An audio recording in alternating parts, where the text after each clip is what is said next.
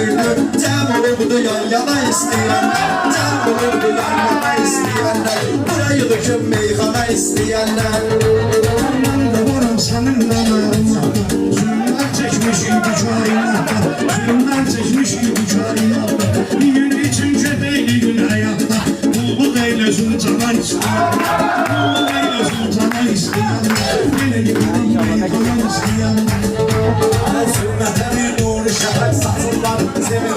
Dəqiqə vurdu buradadır, hələ değişmə ikinci bir turdadır, hələm değişmə ikinci turdadır. Səxi bəxtiyar coraqlı buradadır, gəlsin çıxsın üsyana istəyir, gəlsin çıxsın üsyana istəyir.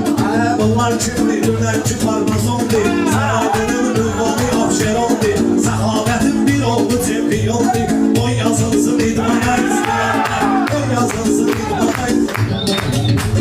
Mənim sözüm ömrü qoyub bir diyan, səxavətin adına bu tədbir diyan, şirinə qədər qocalsa da şir diyan, fitva versin aslana istəyənlər, fitva versin aslana istəyənlər. Bir daha da üstün dururum ayağa, düşünmüyüm bunları çekim sınağa.